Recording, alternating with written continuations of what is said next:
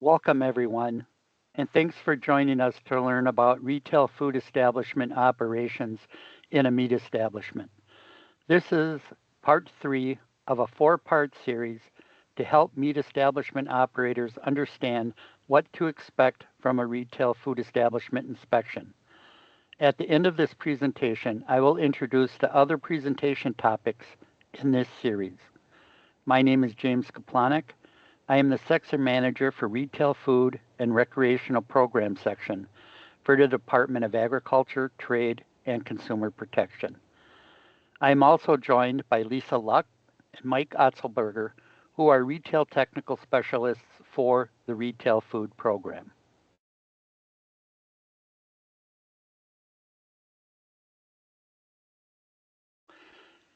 During this presentation, we will cover the following objectives. What is the difference between a retail inspection and a meat inspection? Who is your inspector? What is the role of the inspector in a retail food establishment inspection? What does a retail food inspection look like? And lastly, preparing for a routine retail inspection. I will now turn this over to Mike.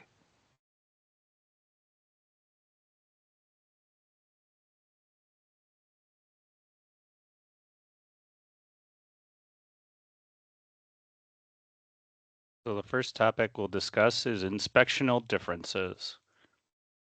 What is the difference between retail and meat inspections?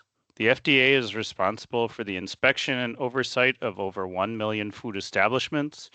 They cover restaurants, grocery stores, convenience stores, etc. Inspections are based on risk and focus on food safety issues that may affect the public's health. The goal is to minimize foodborne illness by promoting science-based food safety principles. There are more than 3,000 state, local, tribal agencies that have primary responsibility to regulate the retail food and food service industries in the United States. The USDA requires continuous inspection, meaning inspection personnel perform inspection activities for the duration of slaughter and daily for processing, packaging, and labeling operations for meat products intended to bear the marks of inspection. Meat inspectors are there every day versus FDA inspections are typically once a year. The USDA mandates their inspectors only focus on meat processing operations that occur under the Meat Establishment License or federal grant of inspection. Retail operations are the responsibility of the FDA and state regulatory programs. Meat processing operations under inspection need to be separated by time and/or space from retail food operations. Meat items produced for retail sale without the marks of inspection directly to the consumer are regulated by the Bureau of Food and Recreational Businesses under the Wisconsin Food Code, developed in accordance with the FDA Model Food Code under the DATCAP's regulatory authority found in Wisconsin Admin Code, Chapter ATCP 75. The DATCAP retail food program is based on an annual inspection that focuses on risk-based inspection methods and active managerial control of the retail food operation. Active managerial control is the purposeful incorporation of specific actions or procedures by industry management into the operation of their business to attain control over foodborne illness risk factors. So let's meet your inspector. Typically, agents are local health departments that have a memorandum of agreement with the department to perform licensing, inspection, and enforcement on behalf of the department. Typical inspectors have a Bachelor of Science or a Master's of Science degree, and they are either a registered sanitarian or a registered environmental health sanitarian, and they can be a DATCAP employee or a local health department employee. Inspector roles.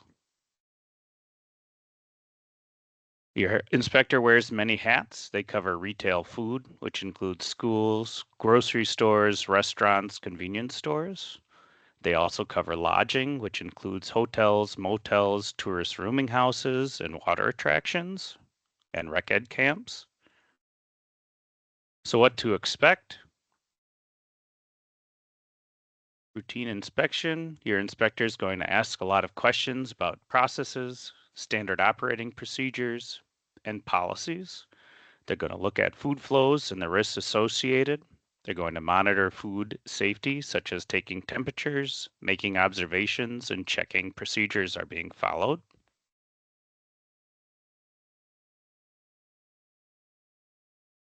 Retail restaurant facilities are inspected under ATCP 75 and the appendix, which mirrors the FDA food code with a few Wisconsinisms. Wisconsin is currently working on the 2013 FDA food code. Categories of importance for our inspectors include priority items, priority foundation items, and core items. A priority item is a hazard associated with foodborne illness or injury. Priority items include those processes such as cooking, reheating, cooling, and hand washing. These items are of critical importance, and your inspector will require immediate corrective action if found out of compliance during an inspection. A priority foundation item is an item that supports, facilitates, or enables one or more priority items, such as no person in charge present, no knowledge of food handling safety practices, or improper thawing. And core items, also known as good retail practices, relate to general sanitation, operating controls, standard operating procedures or SOPs, facilities or structures, equipment design and general maintenance. For example, cracked flooring, missing baseboard, and lights that are not shielded. A core item violation may not be able to be corrected on site and is not a direct cause to a priority item.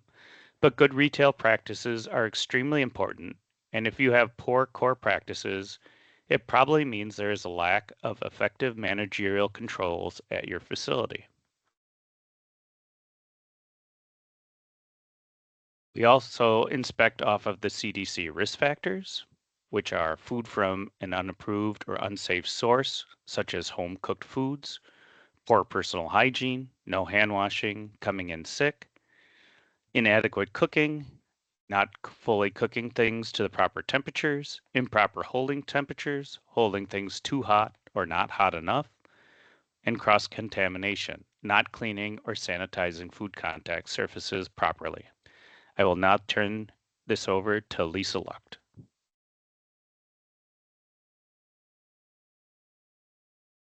Thank you, Mike. The next portion of the presentation will talk about preparing for your retail food inspection. Usually inspections are conducted unannounced. This is why it is best practice to always maintain good safety practices at all times.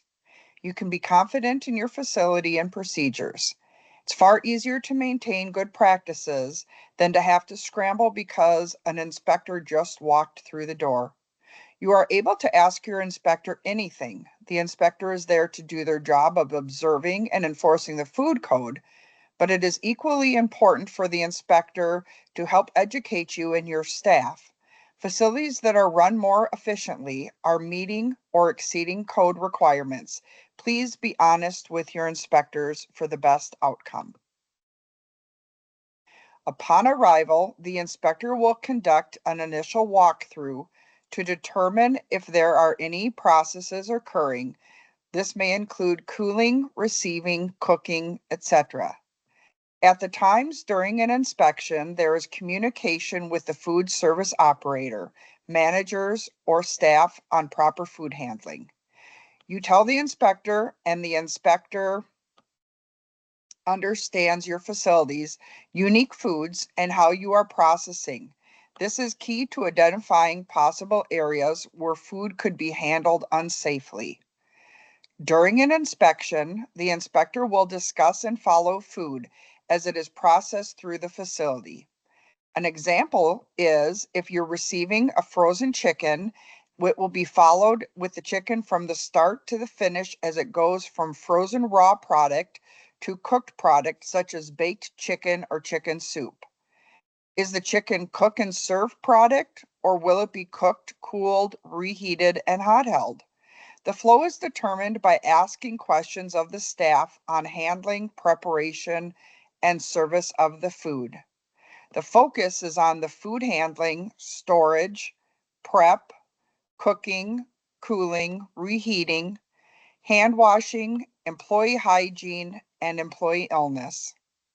We now ask questions, we get actively involved in the process, and let the process guide us through the inspection. We ask operators to actively demonstrate their knowledge and participate in the inspection. We also require immediate on-site corrective actions whenever this is possible.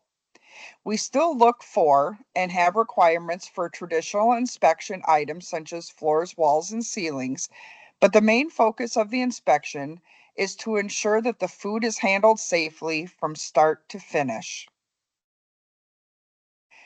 Upon your inspector's arrival, they will ask for the person in charge.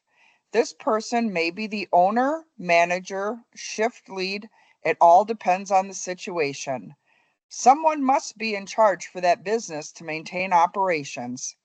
The person in charge shall be able to demonstrate knowledge of and compliance with the food code. Being in charge doesn't require you to be the certified food manager, but you will need to have the knowledge. You will show proficiency by meeting requirements for the food manager's certification, which is specified in Chapter 12 of the Wisconsin Food Code, or by demonstrating food safety principles based on the licensed establishment's specific food operations. Again, the person in charge does not have to be certified, but must have been trained by the certified food manager and have basic food safety knowledge at minimum. Employee illness and hygiene is currently the leading cause of foodborne illness and outbreaks. You, as the operator, needs to be aware of your responsibilities regarding illness symptoms and reportings. The license holder shall inform food employees to report to the person in charge any information about their health as it relates to the diseases that are transmissible through food. A food employee or applicant shall report the information in a manner that allows the person in charge to prevent the likelihood of foodborne disease transmission, including the onset date of their illness. Required reporting of the following symptoms include diarrhea and vomiting, jaundice, employees who have been diagnosed with a foodborne illness, fever with a sore throat, and lesions that contain pus on the hand, the wrist, or any exposed body part. According to our current code, if an employee has symptoms of diarrhea and/or vomiting, they can return to work 24 hours after the last episode. If an employee reports symptoms of sore throat with a fever, they can return to work if one of the following are met. They provide a negative strep throat culture, they have been on antibiotic treatment for at least 24 hours, or a medical practitioner provides written release. This is because strep throat is transmissible through food. There was a case recently at a recreational educational camp in Wisconsin where an ill food service worker passed strep through the food to the campers. The illnesses listed above can pass through the employee to foods also. This is what we are trying to prevent. Employees need to report to the person in charge. From there, the manager must report to the health department. The code in the health department is responsible for issuing exclusions or restrictions for the ill employee. It is also their responsibility to rescind those orders once they are approved to return to work. With the current Wisconsin Food Code, your facility will need to have a plan for cleanup of vomit and diarrhea. The state and agents have handouts if you need them.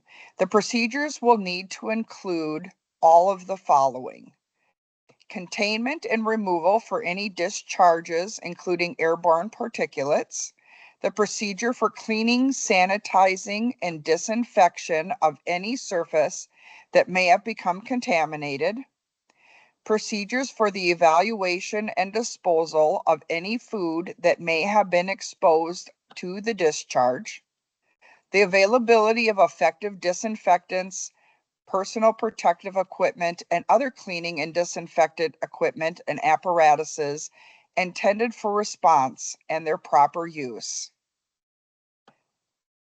Procedures for disposal and/or cleaning and disinfection of tools and equipment used to clean up vomit and fecal matter. The circumstances under which a food employee is to wear personal protective equipment for cleaning and disinfecting of a containment area.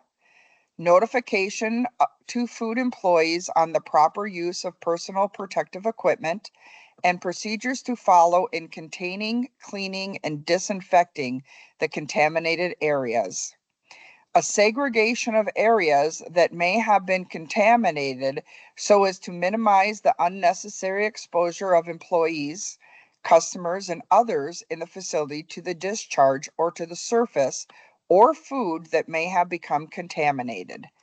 Minimizing risk of the disease transmission through the exclusion and restriction of ill employees as specified in Chapter 2-201.12 of the Wisconsin Food Code.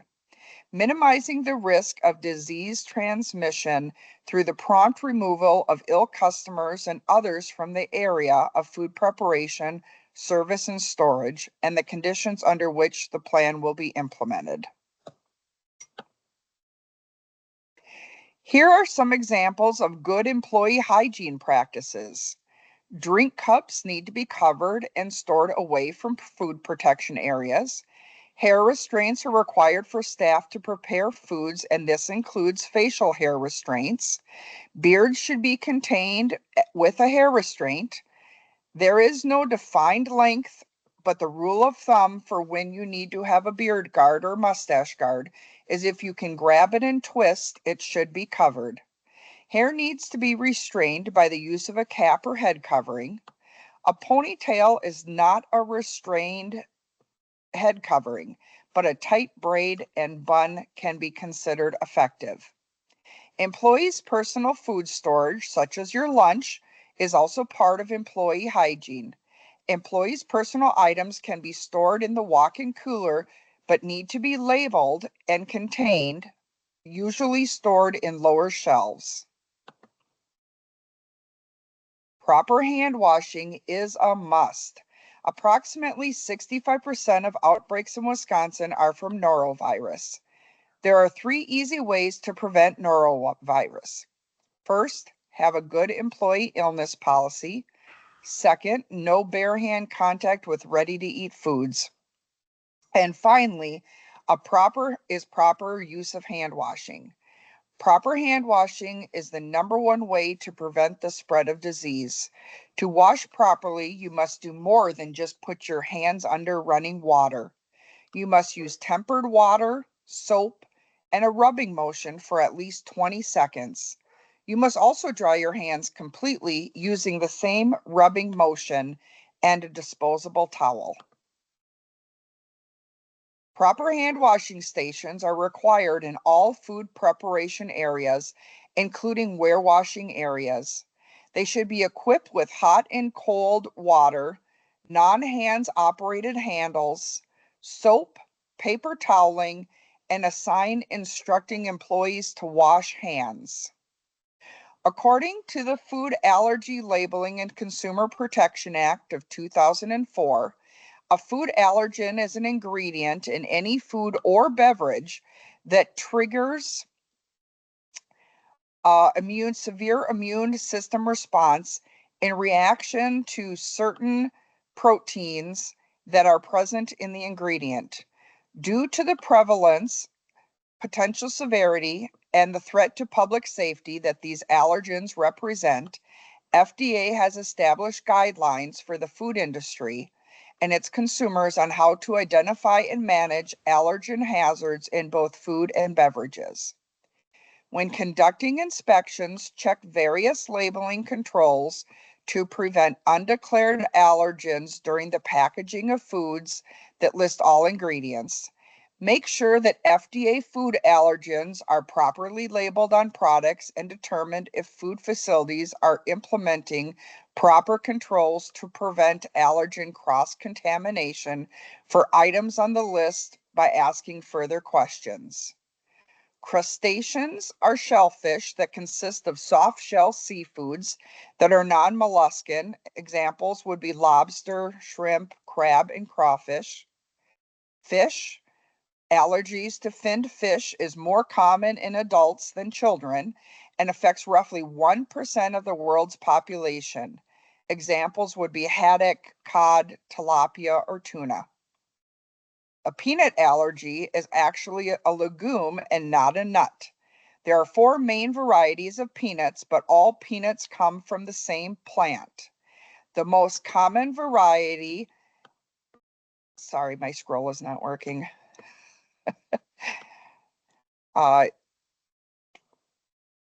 Is the peanut, and that makes up 80% of what is grown in the US. What most manufacturers use to create peanut butter and peanut butter confections. Tree nuts is a broad category that covers many foods that are used as ingredients and those that are not. This would be examples of tree nuts would be almonds, cashews, pecans, and walnuts.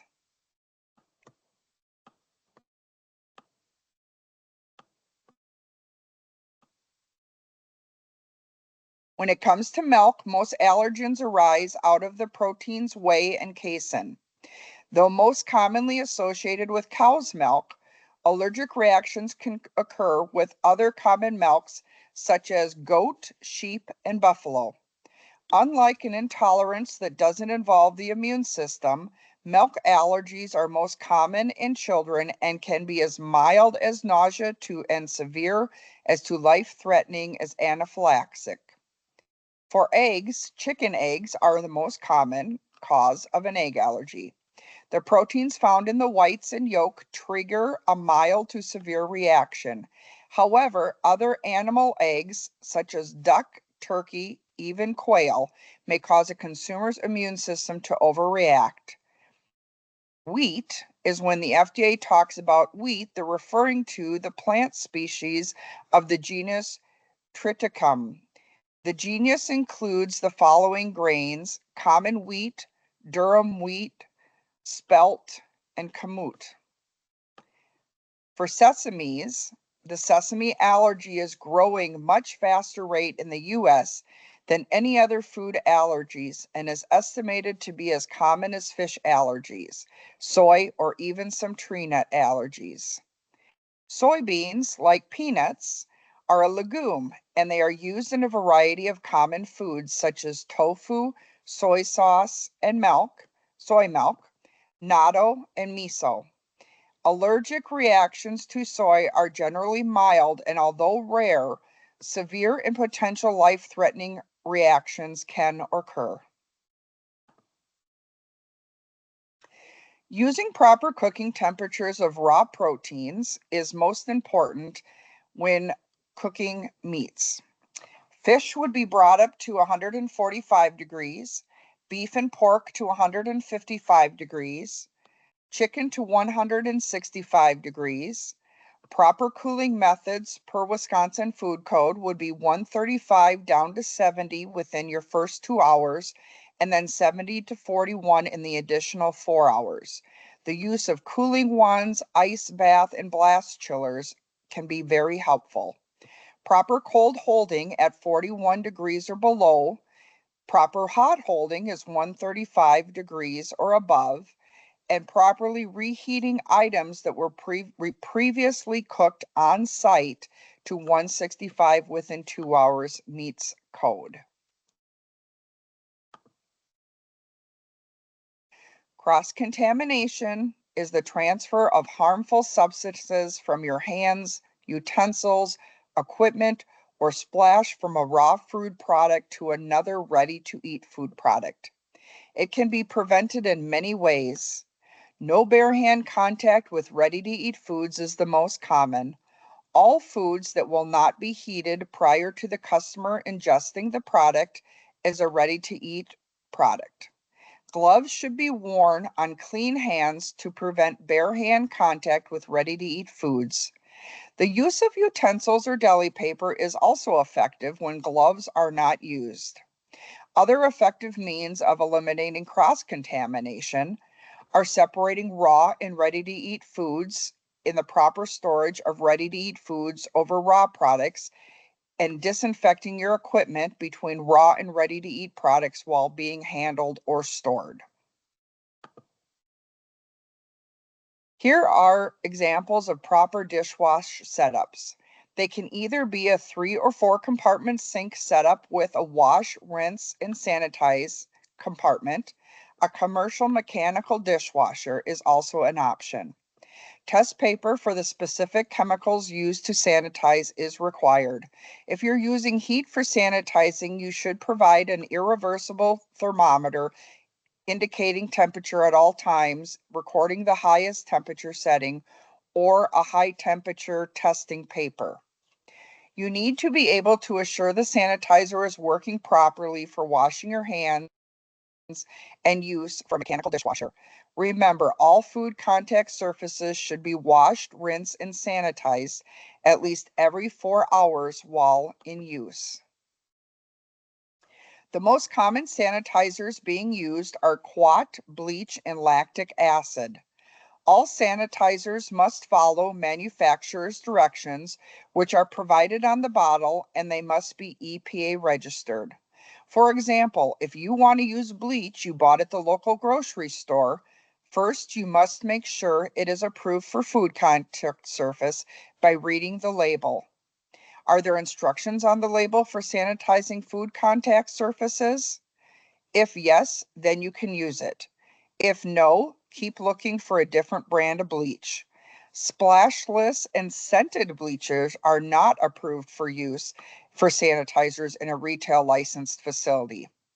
Once you have the bleach, you're going to use a mix of concentration to a 100 parts per million as tested by your test paper. This is approximately 1 tablespoon of bleach per gallon of water. Be sure to use your proper test strips to ensure adequate sanitizer strength.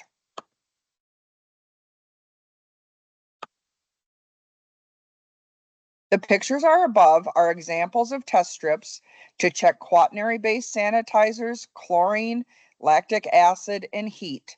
Each type of sanitizer has its own method for testing, so be sure that you have the correct test strips for your sanitizer and you know how to test. You must know the strength to sanitize for your chosen sanitizer. This is found on the bottle. Always use the directions on the bottle to determine the strength of the sanitizer needed to effectively sanitize your equipment and surfaces. Irreversible registering heat thermometers or heat test papers for sanitizing dishwashers are required. Wiping cloths must be stored in a sanitizer solution between use to prevent bacterial growth on the cloth. The picture above is a good example of a sanitizer bucket.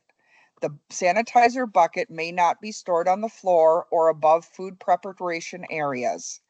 Never mix soap with the sanitizer as it can reduce the effectiveness of the sanitizer. Spills should be washed with soapy water, rinsed with clean water, and then sanitized with wiping cloths from the sanitizer buckets. Specialized food processing operations that use technologies and equipment typically seen at commercial manufacturing levels, but when they are conducted at retail, they may require variance and/or a HACCP plan. What should a HACCP plan include? A complete plan includes license and establishment contact information, a list of the foods that are controlled by the HACCP plan or variance, a flow diagram for each food item that is included in the process flow, hazard controls, steps including your critical control points, ingredients, equipment, and recipes, critical control points and critical limits, methods and frequency for monitoring critical limits, and to verify standard operating procedures are being followed. Corrective actions, supporting documents such as employee training, standard operating procedures, blank record forms, calibration of equipment, and any other information required by DADCAP or your agent jurisdiction inspector must be provided. Variance and HACCP plans are required for smoking for preservation, curing, acidification or fermentation, reduced oxygen packaging, operating a molluscan shellfish life support system display tank, shelf stability of food products. This is not an all-inclusive list. Work with your local inspector to send in the documents to the technical specialist for approval. Now I will hand this back over to Jim Kaplanek to provide the rest of the presentation.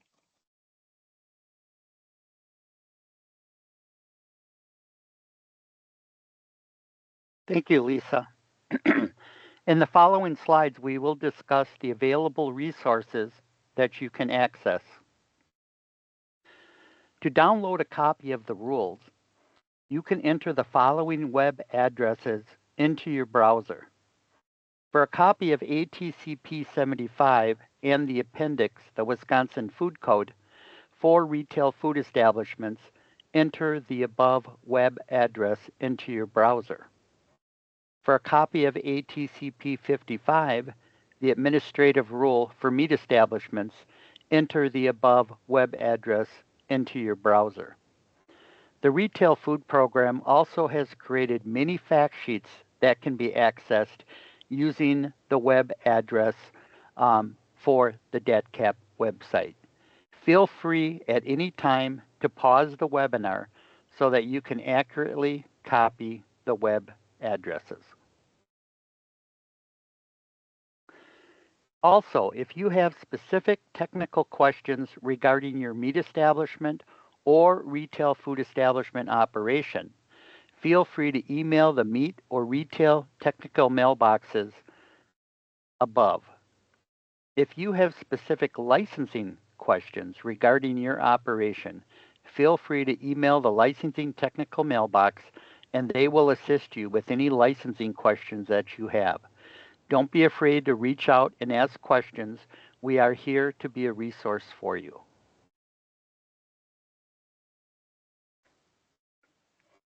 Again, write down the above link and input into your browser to access the other trainings in this series. Other presentations include basic retail food establishment equipment requirements and certified food manager requirements, retail food establishment date marking, variance, and HACCP plan requirements, and also retail food establishment licensing requirements in a meat establishment. Thank you for joining us today, and I hope we have increased your understanding of what to expect from a retail food establishment inspection. Have a great day.